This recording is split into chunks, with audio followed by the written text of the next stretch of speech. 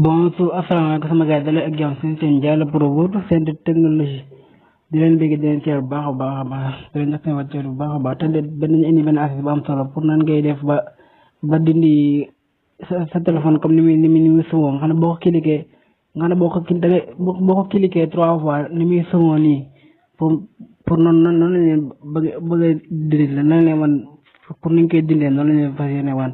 comme exemple comme boo defee sa téléphone boo ñëwee boo ko cliqué 3 fois comme ni muy sëmoo nii comme ni image bi sëmoo nii moom la leen bëgg a dindil moom la leen wan ni ñu koy dindee avant loolu nag képp koo xam ne abonné ko na nga abonné like partage merci à vous let's go mu ban leen après da ngay ñëw nii da ngay ñëw paramètre boo ñëwee paramètre après boo ñëwee nga ñëw wàcc nga ñëw ba fii ñu la bindal accessibilité après nga dugg boo duggee nga ñëw fii ñu bindal grossissement fii nii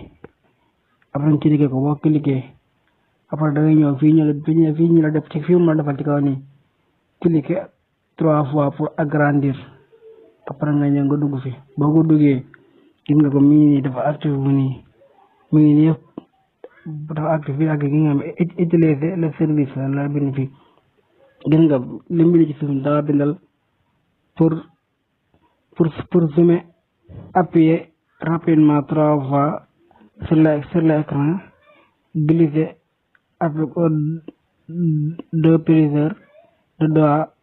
pour faire déplacer moom la wane nee na la pour nga mën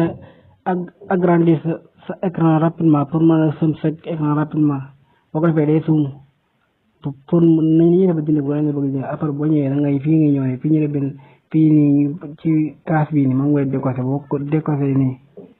après nga génn ñu génn xool ba xam après ñu génn xool après ñu cliqué ko 3 fois nga cliqué nañ ko ab instant bi dañ na dara nekk ci parce que sama gars yi loolu noonu lañ koy dindee képp koo xam ne problème bi dara jeexam boo duggee foofu boo ko détecté fee mu dañ te doo ci sonn ko sama gars yi vidéo boobu la ñuy indiwoon di leen di jox rendez-vous ci yeneen i vidéo di leen baalaq bu baax a baax di leen ñaan ngeen abonné